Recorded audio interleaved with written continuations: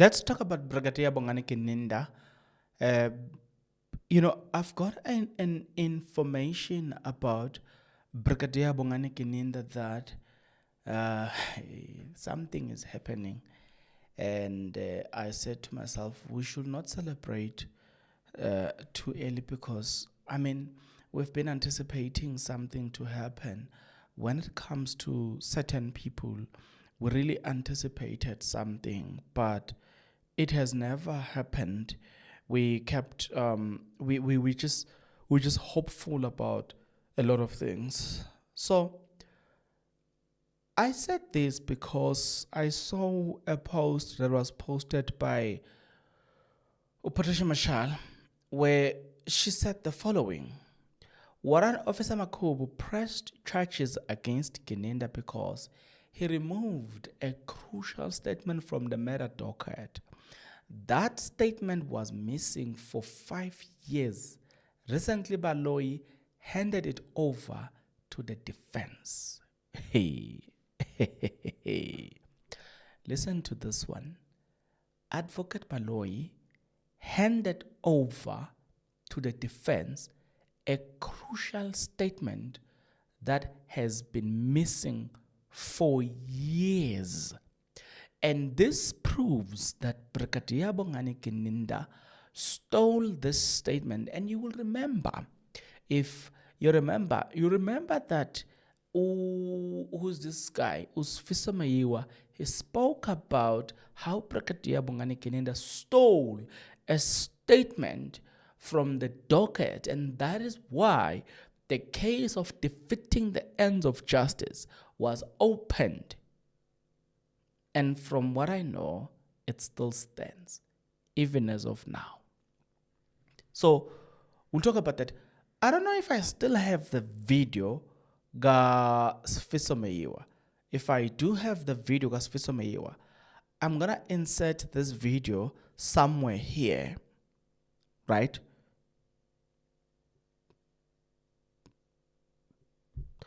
That is as if I still have the video. But if I don't, then it's fine. Now, Patricia Mashal had this to say.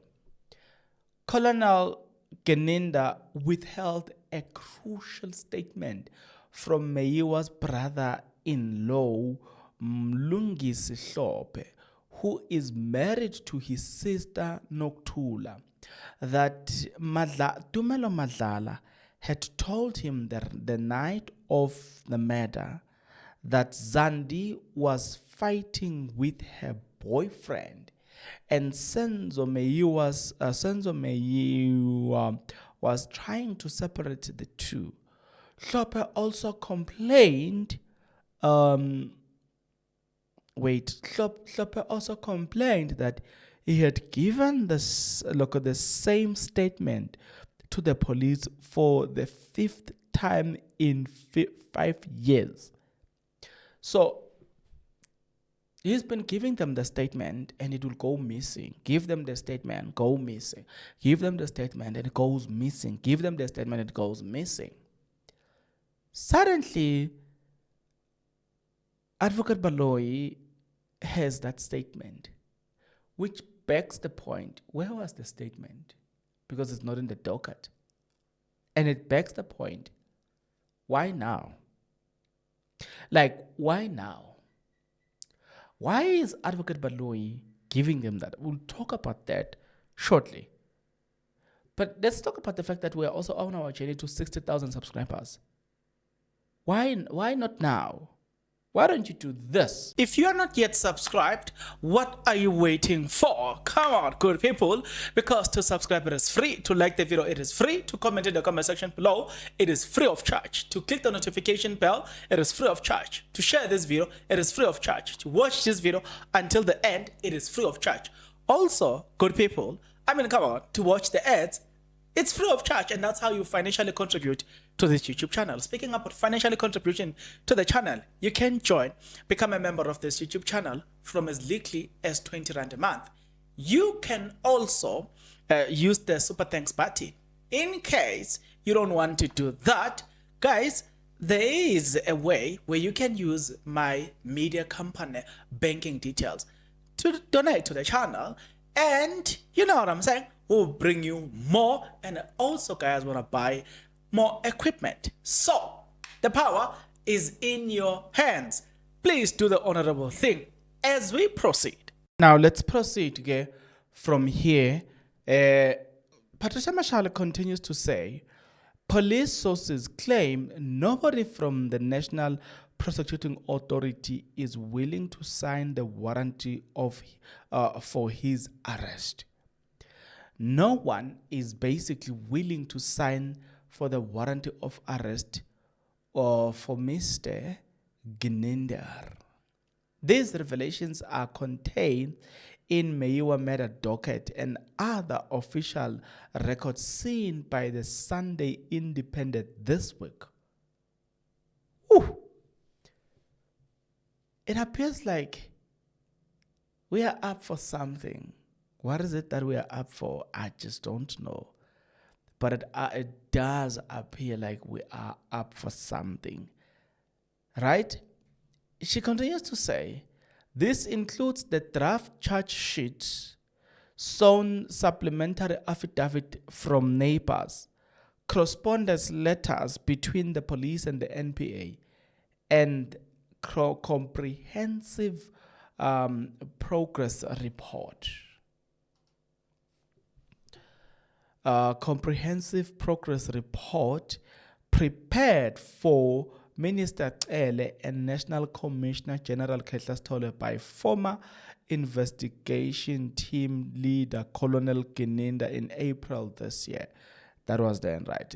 This is contained in a newspaper article of 10 November 2019. And then she gave us the article. It's basically, I didn't see this article, but she gave us the link to the article that shows us that there was that thing. You see, I'm more concerned about Advocate Baloi's movement in this whole thing, but it's okay.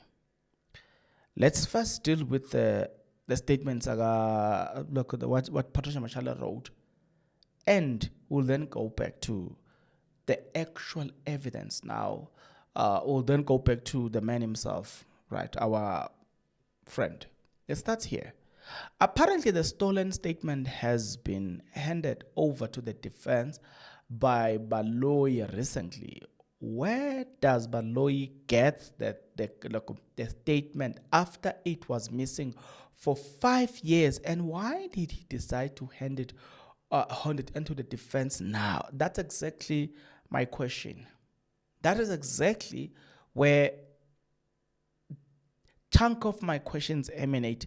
The timing of handing over the statement is something else, but we'll continue with that one. Let's start here.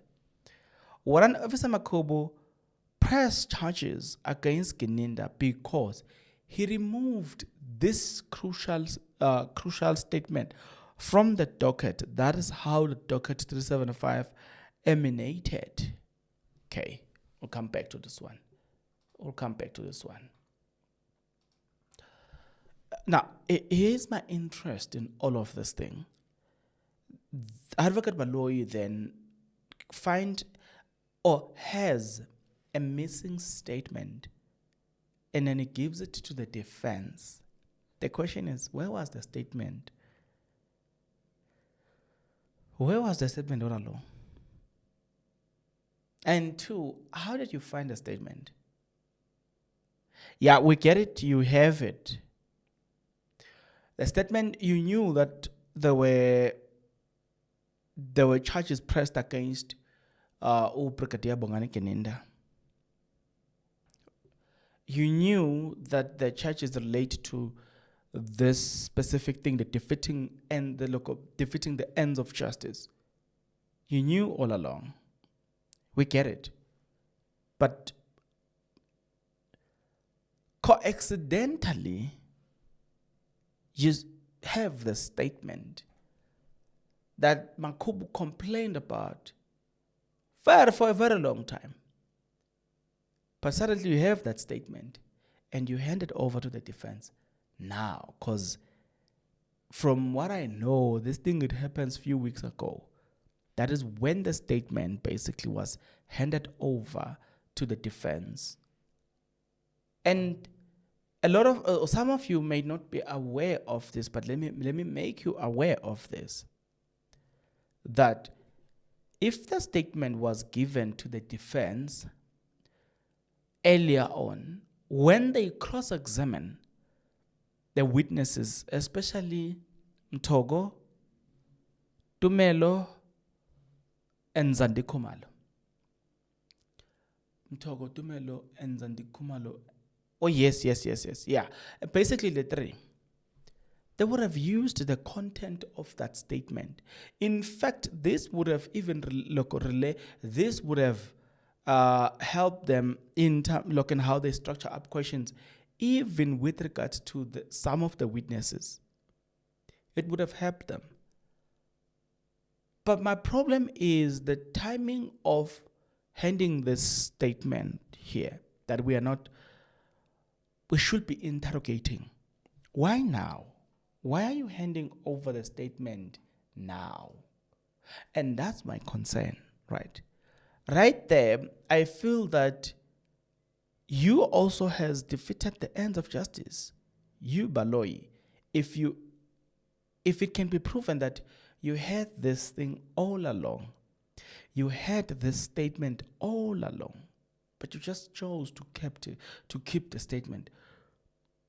Why? Why keep the statement, the most important statement? Why? It's a question that I personally cannot answer, but definitely sure, like I tell you, it would have assisted the defense to structure up their question, and it would have assisted their defense to ask certain questions from the witnesses, specifically the witnesses from the house, and more especially Tumelo Mahlala. It would have assisted them a lot. Where was the statement? You know, one of my greatest fear is it's between two things, basically. It's between two things. Why Baloi chose to hand the statement? Just two things. Number one, it could be that he handed over this because, and hear me out, it could have been that he handed over this because they no longer see eye to eye amongst themselves. Why I'm saying that, you will remember that there was no need for Advocate Baloi to bring the tracker thing to our attention. There was absolutely no need from their side, because it doesn't necessarily help them, it helps us who are on the side of the defense. So maybe I'm right when I say there's something brewing, there's something that is happening so far as themselves. And that would have led to him to hand over the guys, I'm sorry, that would have led to him to hand over the statement that he handed over, which is now we are questioning to say, why now, right? So that's the first one. But the second one as well, it could be that he handed over this as a way of setting a trap to the defense, knowing exactly what he wants to achieve, right? Knowing exactly that if they call this witness, this might happen and this might happen and that might happen. There is that possibility that he by him handing over this, it's a trap to the defense. He wants to do something. He wants them to call Tumelo. Once they call Tumelo, maybe there's going to be a way of him bringing something, from Tumelo that will favor him. It could be a trap. I don't know. But I don't think we should be comfortable with the way and the manner in which this whole thing has been handed over. I don't think we should be comfortable. I just don't think so. I think we should question everything here. We should be concerned about everything. We should be asking the right questions here. Nonetheless, speaking about asking the right questions here, the question that I want to ask you is, why do you think now? Why now? I mean, why now?